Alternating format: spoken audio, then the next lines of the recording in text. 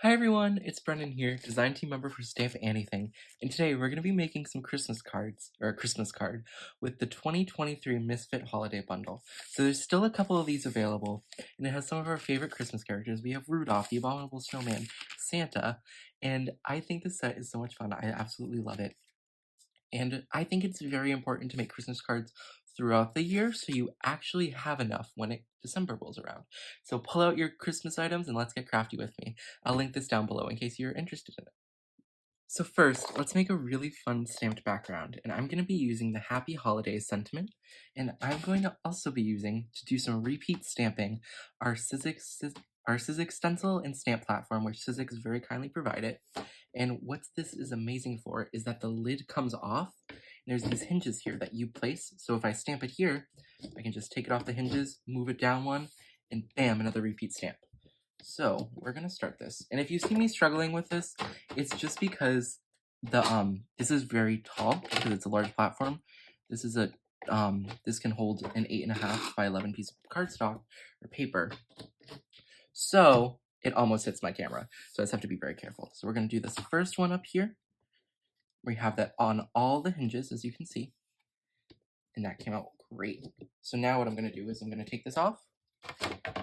I'm gonna ink, ink, ink, ink, ink, ink. Ink the stamp, ink the stamp.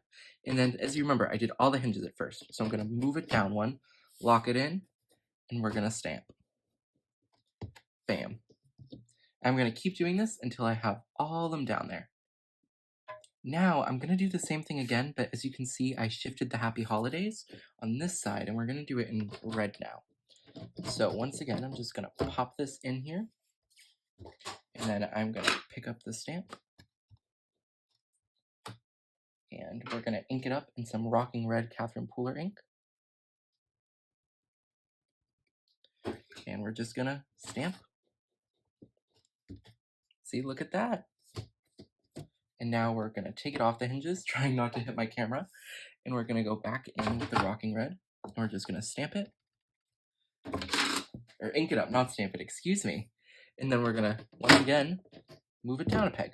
And as you can see, I hit my camera. See, told you I need to be careful. And there we go. We're just going to keep doing that until we're all the way down. So to finish off the background, I did a little bit of blue ink blending, and then I added some white splatter.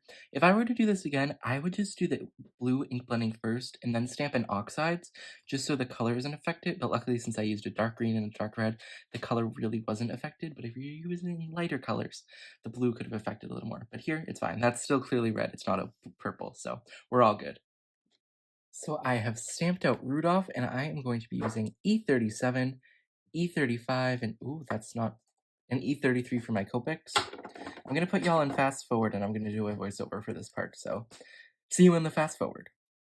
So first, I'm gonna go in with my E37, and I'm gonna do the areas where I think the light wouldn't be hitting. Just the way his face is, this is where I decided to choose to do it. I also do under his neck, on the lower part of Rudolph's body, but honestly, it doesn't really matter as long as you have some sort of variation. Then I'm going to go in with E35 and fill in a decent amount. Since this is the mid-tone, this is what the true tone would be, essentially. This is like the actual color of Rudolph, so it should be the most, and as you can see on the face, it will be the most. Not so much on the body, and I should have probably done more, but it's okay. And on the ears, it's also the most, which works out great. So then, once that's done, which it is, I'm going to go in with my E33, and I'm going to fill in all the remaining white areas of Rudolph. Or most of the remaining white areas. We'll do the rest of it, like the special parts after. But I did his body, I'm doing his body now, I did his face, and I'm just going over everything a couple of times, and then I believe I'm going to go back in with my E35, yes, I'm going to go back in with my E35, and just do another layer, just to make the blends look a little better, because I wasn't liking how it was looking at first. And then I'm just going over everything again in E33. Okay, back to regular talking. So as you can see, there's a couple areas that I didn't do that well and that I did well, but I kind of went over the line. So what I'm going to do is I'm just going to go in with a white gel pen and cover up any mistakes.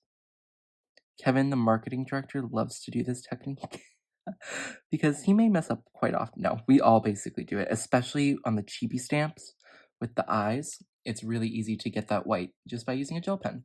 So now let's color the rest of Rudolph. So we have to do his ears, which I'm going to do in RV10. I'm not going to do any like shading for this, honestly. I'm just going to go in and do it. Lazy crafter. And then I am going to go in with E51 and do his little, they're not quite horns or antlers, but his little antler nubs, we'll call them. And we're also going to do the E51 down here on his mouth. And then I am going to use two colors for his nose. I'm going to use R39. No, yeah. I'm going to use R39 and I'm going to do a little outline here. Then like that. And then I'll go in with R37.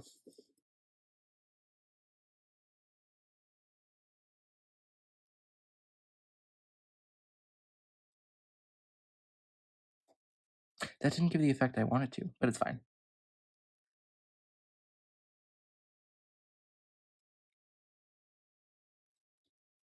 Okay, and now we're just gonna go in with some black for his feet.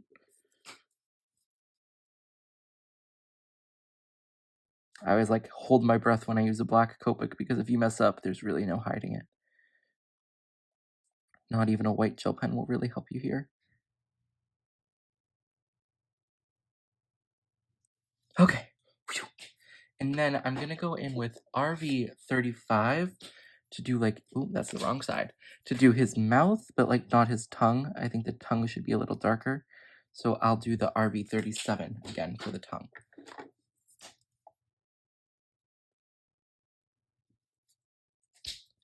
And here we go. Here is our finished and fully colored Rudolph.